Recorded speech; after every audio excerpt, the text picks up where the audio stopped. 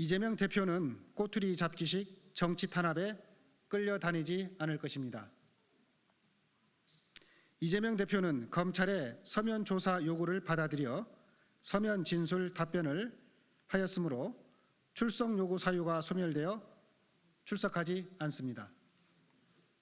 검찰은 이 대표가 서면 조사에 불응했기 때문에 출석 요구한 것이라고 하고, 이원석 총장 후보는 인사청문회에서 이재명 대표에 대한 출석 요구는 진술 소명 기회를 준 것이라고 합니다.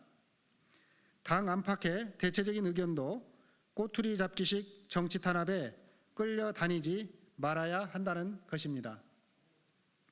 이에 따라 이재명 대표는 어제 오후 검찰이 요구한 서면 조사서에 소명에 필요한 답변 진술을 기재하여 중앙지검에 보내고 유선으로 통지했습니다. 검찰의 출석 요구 사유는 서면 진술 불응이었던 만큼 서면 조사에 응하였으니 출석 요구 사유는 소멸되었음이 분명합니다. 이와 함께 검찰이 이재명 대표를 조사하겠다는 세 가지 쟁점에 대해서도 다시 한번 입장을 밝힙니다. 백현동 관련하여 박근혜 정부 당시 식품연구원 등 5개 공기업 이전 부지를 두고 국토부는 조속 매각을 위해 주거용으로 용도 변경을 요구했지만 성남시는 기업 유치를 위해 용도 변경을 거부했습니다. 2014년 말까지인 정부의 매각 시한에 따라 국토부는 성남시의 용도 변경을 강하게 압박을 했는데, 그 과정에서 이재명 시장은 국토부가 성남시 공무원들을 직무유기로 문제 삼겠다며 위협한다는 보고를 받았습니다. 당시 언론도 직무유기 압박을 취재하였고 기자의 취재 확인서도 수사기관에 제출되었습니다. 국토부의 요청은 반영 의무 조항에 따른 의무냐는 성남시 질의와 아니라는 국토부 회신 공문이 있는데, 이것은 성남시 공무원들이 직무유기로 인한 문책 위험을 피하기 위해 의무 없음을 확인한 것으로 보는 것이 타당합니다. 따라서 이재명 대표가 지난해 국정감사에서 당시 국토부가 용도 변경을 안 해주면 직무유기로 문제 삼겠다고 협박했다는 발언은 사실대로입니다.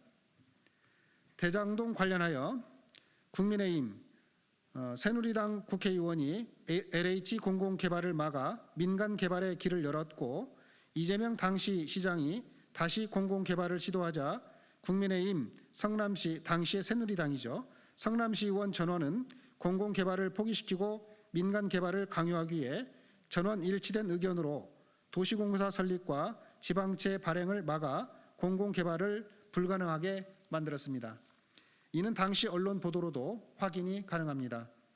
결국 국민의힘의 압박 때문에 공공개발을 포기하고 SPC를 만들어 민간 자금을 이용한 민관 합동개발을 한 것이며, 지난해 국정감사에서 이를 밝힌 이재명 대표의 발언은 사실대로입니다.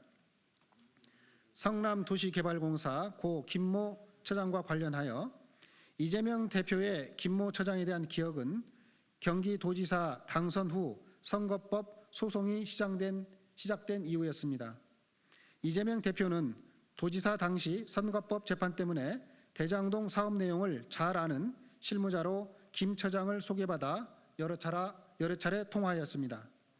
성남시 공무원과 산하기관 직원 수가 4,000명이 넘고 하루에도 수백 명을 접촉하는 선출직 시장이 산하기관의 실무팀장을 인지하고 기억하기에는 어렵습니다. 성남시장 시절에는 몰랐다는 이재명 대표의 지난해 인터뷰 발언은 사실대로입니다. 네, 수석대변인 안호영 의원이었습니다. 감사합니다.